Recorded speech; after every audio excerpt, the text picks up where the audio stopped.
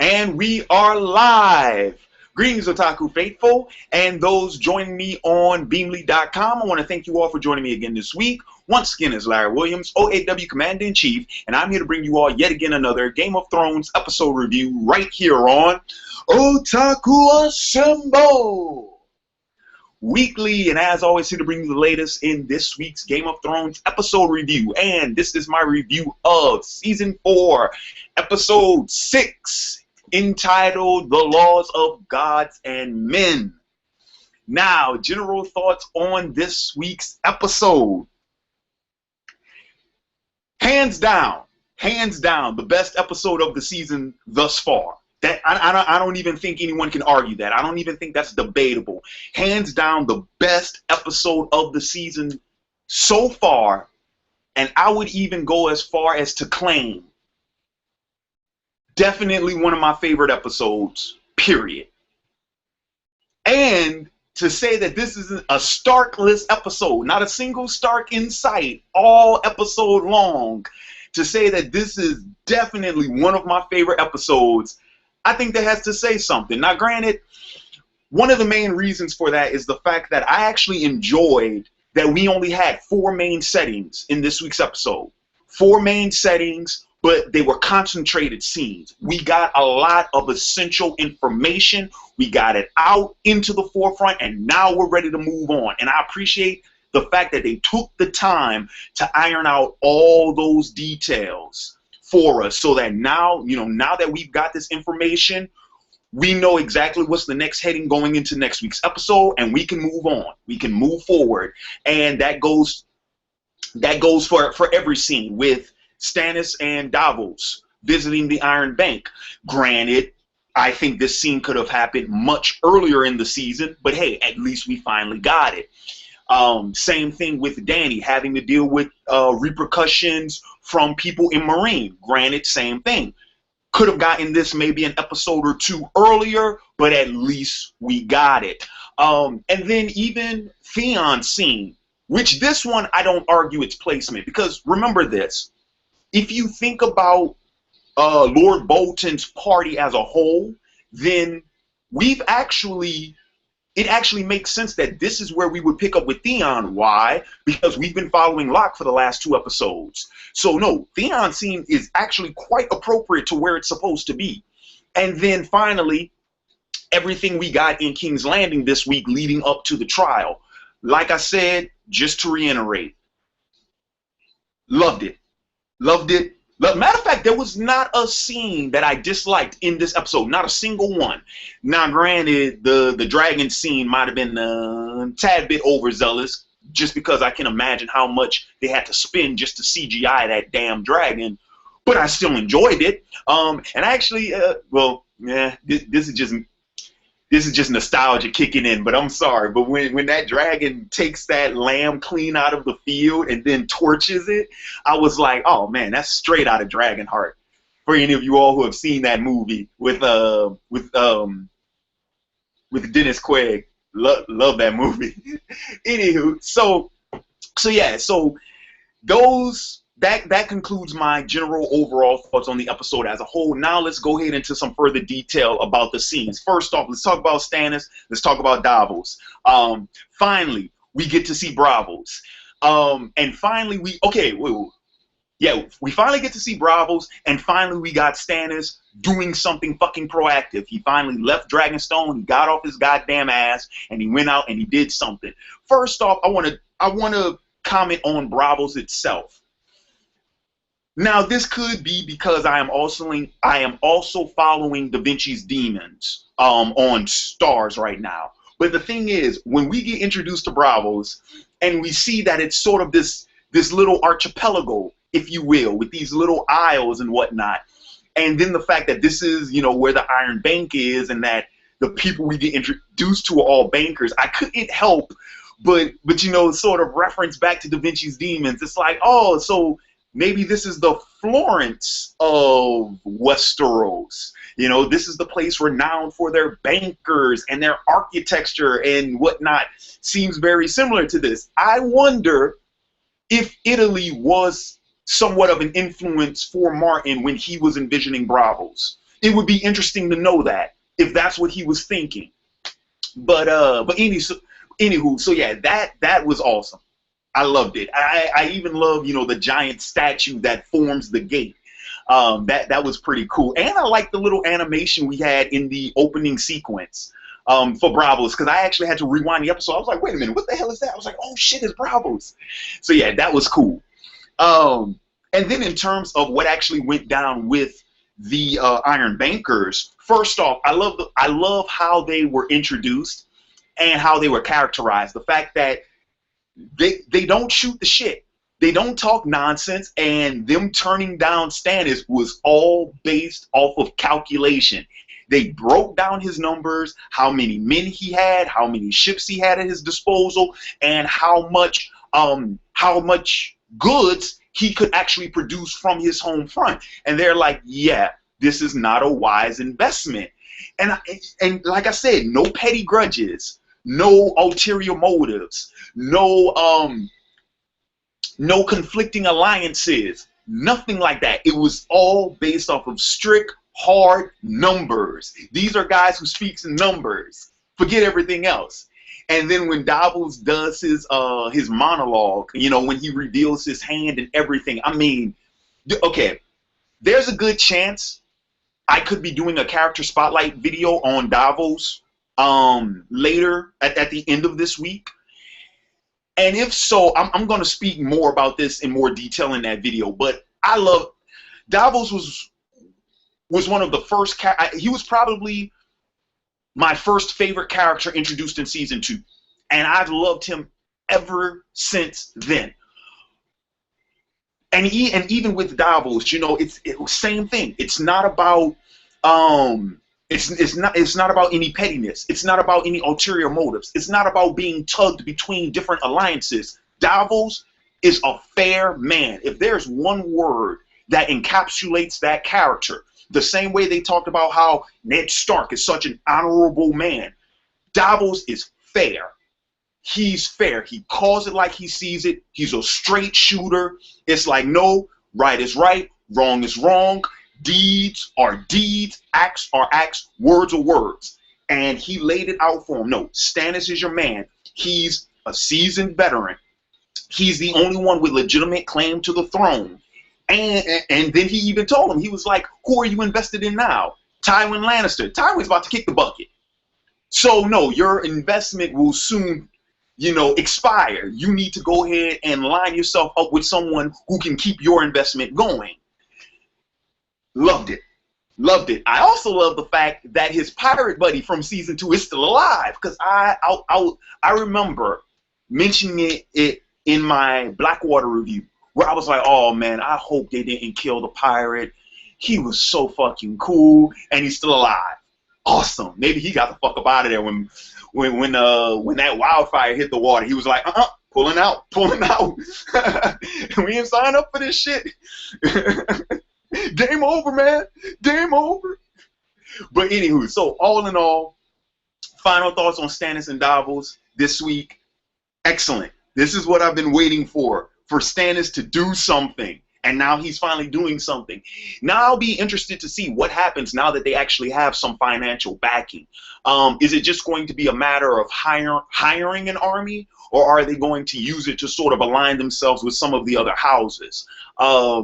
It'll be real interesting to see how that whole thing plays out, because you got to remember, as of this point in time in the story, for them to sort of align themselves with any other houses mean that those houses will have to defect from the crown.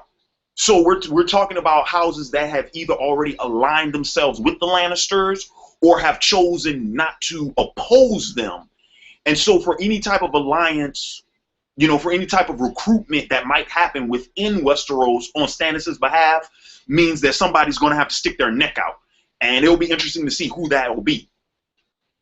All right, so moving on.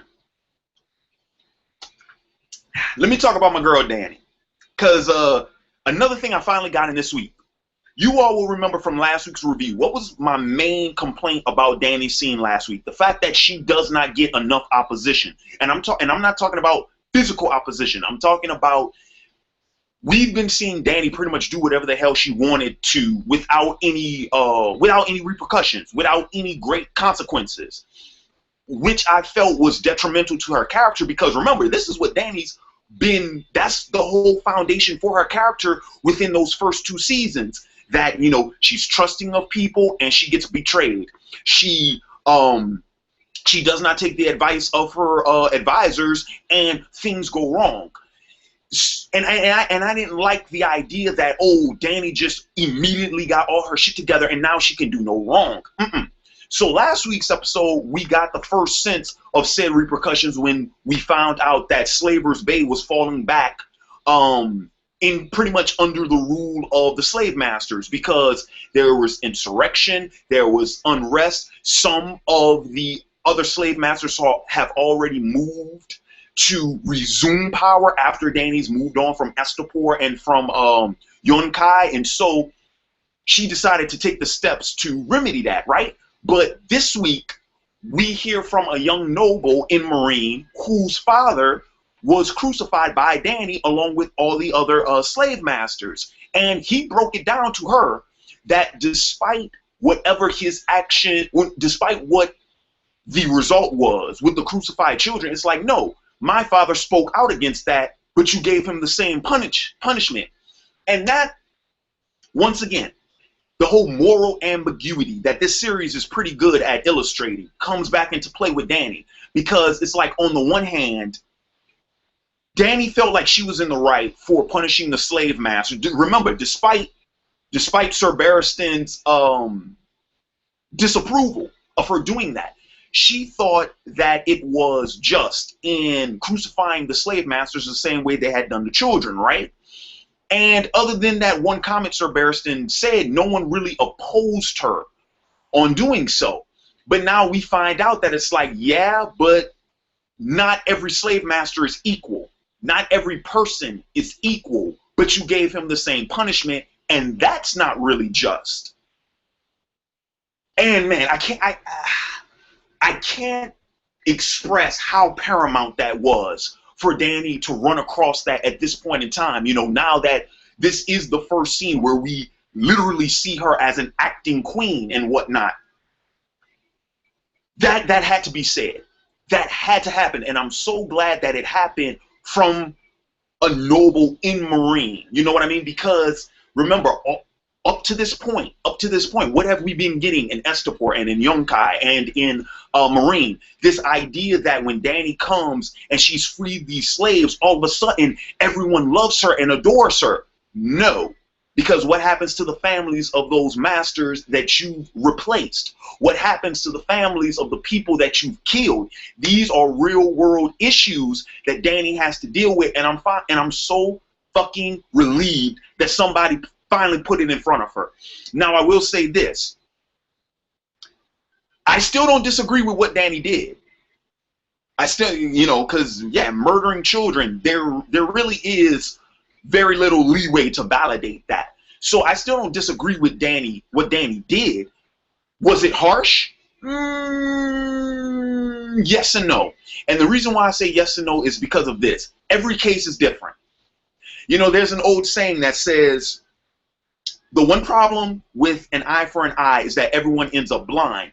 And see, that's the thing. I'm all for, you know, that sort of just desserts, you know, dishing out something on someone that they've done to someone else, you know.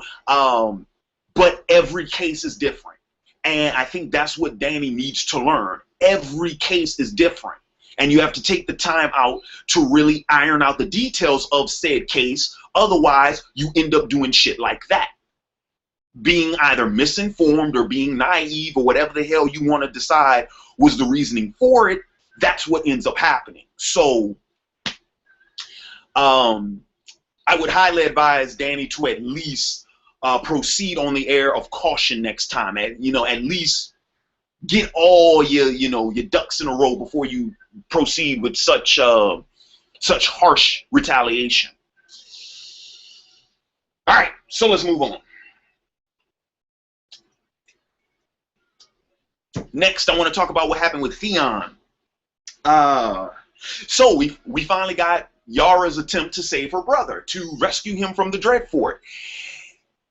First off, I want to talk. I do want to mention Ramsay Snow because, you know, when Yara is pretty much, you know, rallying her troops and getting her men, you know, aboard and, you know, infiltrating the fortress, you know, Ramsay, he's handling his business in the bedroom. And then the next time we see him, this mofo shows up in the cellar, shirt off, shredded with cuts and slashes and bruises, and he got his knives, and he's like, oh yeah, let's do this. I'm like, this is one crazy son of a bitch. First off, apparently Ramsay can brawl. Apparently he can handle himself.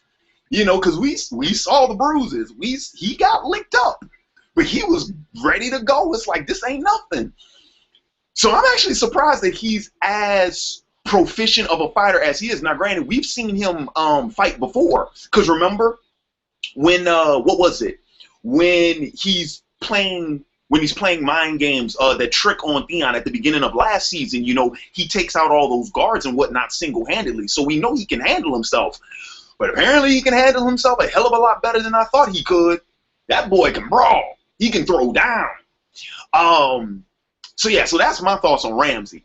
Now let's talk about the Greyjoys. First off, Yara, epic fucking speech at the beginning of that scene. I got chills listening to it. And I'm not gonna lie to y'all. For a very brief second, I was like, I so want her to fucking win. I was like, yeah, let's do this. Let's do this. That was a speech. Theon, take notes. Take notes. That's how you give an inspirational battle speech. That was awesome. You know, reading off the letter and stuff. You know, she was like, they flailed our brothers, and they oh man, damn, what was the line? Yeah, they mutilated my brother, your prince. They mutilated you. I was like, fucking right, Yara girl. Go ahead, get him. And then that brings me to the sad reality of what's happened to Theon. Dude, we knew that he had been beaten, battered, and broken. We knew that. We saw it. But to that extent, I mean, wow. And even with the proceeding scene after that, with his one-on-one with Ramsay when Theon's taking the bath, I don't think I've ever seen a human character turned quite literally into a pet, like as well as I've seen with Theon. I mean, wow. You know, Theon. Think about it. Theon is Ramsay's dog, and I don't mean that in an offensive way or anything like that. But just look at what we saw. Where was Theon being kept? In a dog cage. What did Theon do when Yara tried to rescue him? He went back into his cage. You know, the whole time he was saying, oh no, I don't want to betray my master. I'm loyal.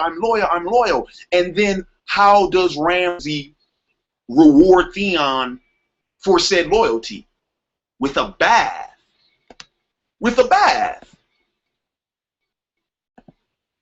Like a dog.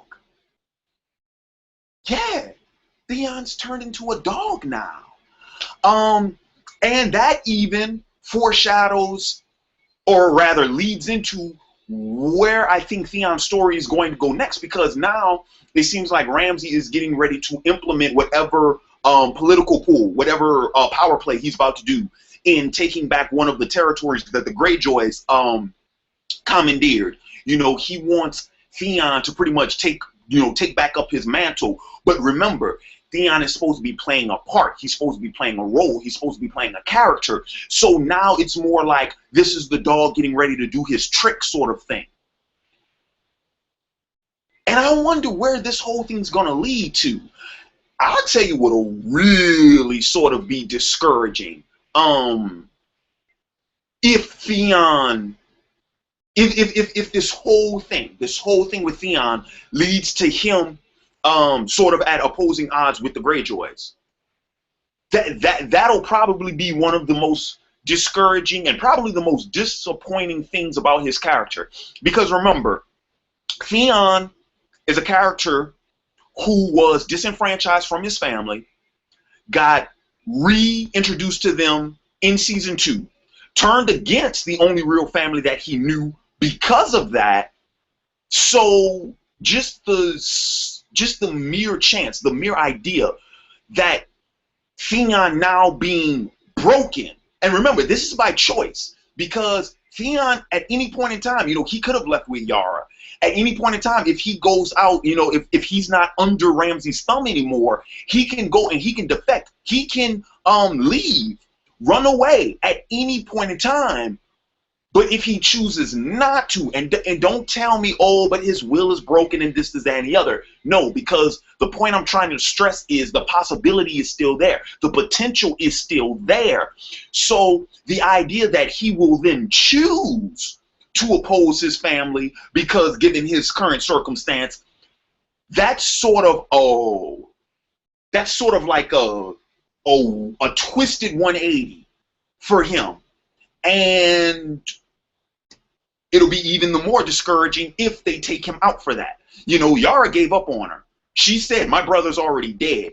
I don't know about you guys, but to me, that's like, she said, my brother's already dead. I heard the next time we meet, I'm going to kill you. So, yeah. Very ill. I'm really interested to see where that whole thing, I really hope it doesn't go that far. That'd be tragic. All right, so with the last couple of minutes in this review, because I don't want to make this one too long, with the last couple of minutes in this review, let's talk about what happened in King's Landing, because that was like the coup de grace of the episode, and that was I think the central point for the episode, because that's where we got the most scenes. First off, the small council meeting, Oberyn's first small council meeting. Awesome. Awesome. And the fact that one of the major topics of said meeting was the council members Varys pretty much stressing to the council members how formidable Daenerys is slowly becoming. He told them all. She got 8,000 unsullied. She got Jorah Mormont and Sir Barristan. She got 3 dragons. And y'all, I don't give a damn what y'all say. To ignore this threat will be detrimental to your health. That was pretty much what Varys threw down. And we did see that I believe Tywin is going to make an effort to at least, because he asked Varys if his spies could get inside Meereen. So I think Tywin is going to send some people over to at least gather some more information, get some real concrete details about what's going on over there. And who knows, maybe he's already started creating a contingency plan if and when Daenerys does decide to go to head west. Second, Varys' scene with Oberyn, and probably, well, no, I can't say it's my favorite scene in the episode, but it's a really solid second, real close second. Varys' scene with Oberyn, loved it. And the funny thing was, I couldn't help but get the feeling like the throwback to the season 1 scenes with Varys and Littlefinger, alone in the Red Keep and whatnot. Except that there wasn't the subtle threats. They weren't the double meanings, the underlining, the underlining stabs and whatnot. No, this was literally a genuine inquiry about the one another's character. Oberyn wanting to know more about Varys, recognizing, oh, you're from this place, and well, how did you get here, and what is it that you want, and I can't believe you don't favor either sex at all, and why it was. And I'm sorry, but that fucking scene had one of the best closers I have seen in the entire series. And I knew that's what they were going to do. I'm sorry. I knew it was going to happen. The second you frame up with the Iron Throne in the background, in the middle. You have Varys on the left. You have Oberyn on the right. And yeah, this could just be the grip in me talking. But I knew, I was like, one of them is going to leave, and we're going to zoom in focus on that fucking Iron Throne. I was like, I called it. I could see the shot. And sure enough, when Varys delivers that final line, he was like, what was it? He said the lack of desire gives one much more time to focus on other things. And then when he leaves and Oberyn turns, what do? We whip focus to the Iron Throne. Whip focus back to Oberyn turning to see said Iron Throne. I was like,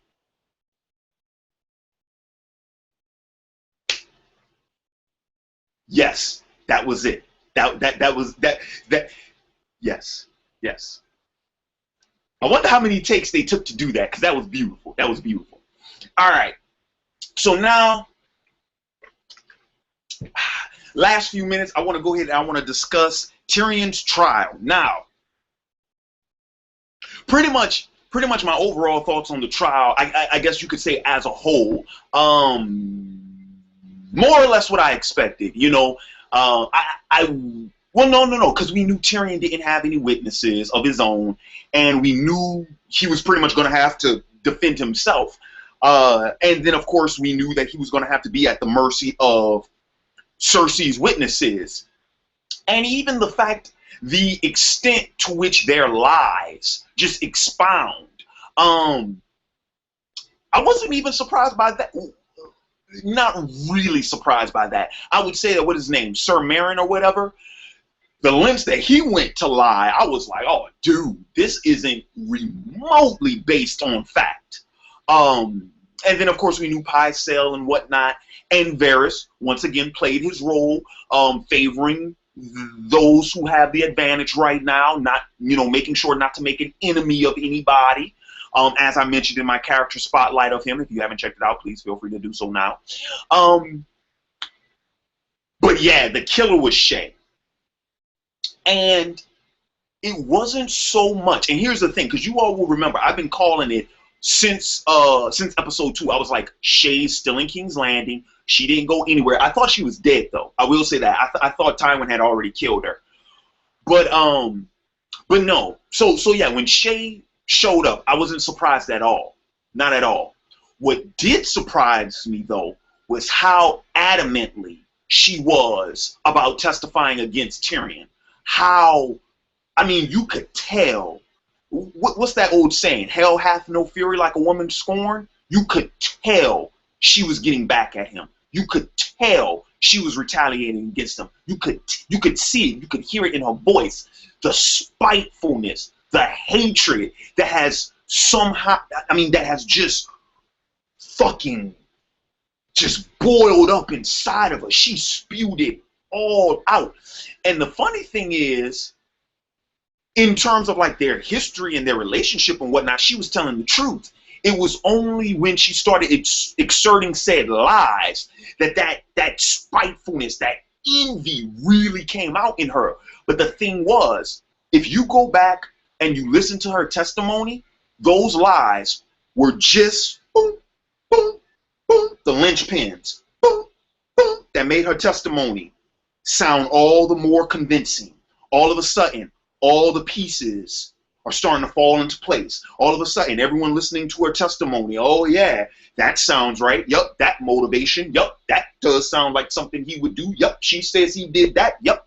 That falls in line with what this person said. That falls in line with what Cersei says. And it's like, and the whole time, literally, nail in the coffin, nail in the coffin, nail in the coffin, nail in the coffin, nail in the coffin. And that's why Tyrion went off on his fucking tirade the way he did, because he knew it. He knew it was like, okay, clearly there's no fucking way I'm getting out of this. So no, I'm not going to go ahead and plead for mercy like Jaime told me. Side note, Jaime willing to fulfill his role as heir of Casterly Rock for Tywin. The most self-sacrificing thing he's done all season long. Jaime's been on my shit list since the pilot. I'm sorry. This gives him He's not in my favor. But I can't put him on the shit list no more. I can't. I'm doing it. I'm doing it.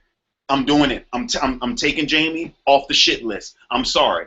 For him to go to that, for those lengths, for his brother, no argument out of me. None. And the fact that Tywin jumped on it like a bitch in heat was like, damn, he really wanted that. But then again, that just more credit to Jaime, because Jaime knew what Tywin wanted, and he knew what it would take in order to get Tywin to do what he needed him to do. So, bravo, Mr. Lannister. Now, jumping back into the trial. And this is pretty much going to be the final point of my review, is Tyrion's tirade. Holy fucking hell. If Peter Dinklage doesn't get an Emmy nomination for this scene alone, I'm going to be highly fucking pissed. Okay, first off, well written. Probably one of the best monologues written in the series so far. Acted beautifully. I mean, Dinklage did that motherfucking thing. I was like, I was stunned the whole time while I was like, damn. Fan-fucking-tastic. Fantastic. And that's going to bring me to my final comment on the episode. When Tyrion pretty much goes ahead and demands the trial by combat, the stare down, the epic stare down between him and Tywin.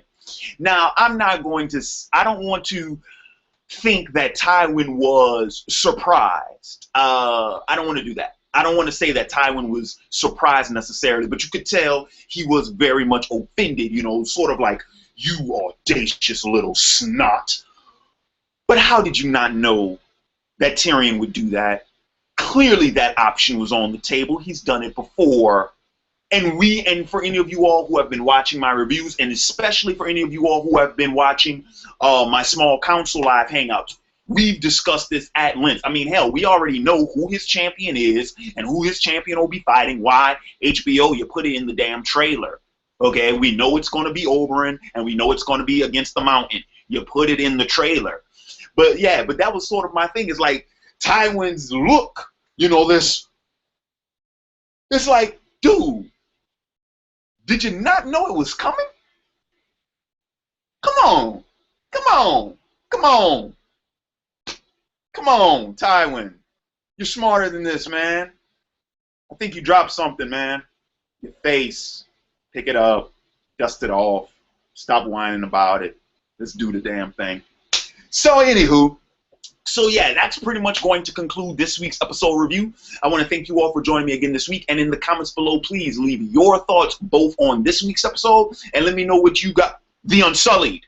Let me know what you guys think is going to happen next week's episode. Final updates for those of you all who have yet to check out this week's Game of Thrones character spotlight, my video on Arya Stark. Please feel free to do so now. You can find it on my channel. And once again, I want to go ahead and give a shout out to Fangs1978 for being the YouTube winner in the Spotlight Sweepstakes. Great job, my man. And as I mentioned, both in my private message and also as I mentioned, according to the rules of the Spotlight, you are one of the 3 finalists who will be raffled off in week 8 for a chance at a guest spot on week's 9 Small Council live hangout, as well as a chance to personally select the character for week 10 spotlight video. And for those of you all who have yet to do so, you will get another chance this week on the OAW Facebook page, which is already linked in the description box below. You will see my post for my Arya Stark video. In the comments of that post, leave suggestions for the character you want to see me discuss next week. And remember, whichever character gets the most likes on Facebook will be the one I will discuss next week's video, and that will be the winner of the Facebook the Facebook winner for the Spotlight Sweepstakes, and they will become the second of the 3 finalists who will get a shot at the prizes I just explained. If you haven't done so, feel free to do it now. And final note, for those of you all who have yet to follow me on Beamly.com or have yet to join the Game of Thrones TV room on Beamly.com, as always, as all season long, that link is in the description box below. It's already there. It's already there. It's right underneath the OAW Facebook page link, which is right underneath the episode description, and it's been in the description box all season long on every Game of Thrones video. So feel free and check it out in the description box below. And with that being said, this is Larry Williams, OAW Commander-in-Chief. I'm about to go watch Penny Dreadful and Mad Men. And until next week, I'm signing off. Peace.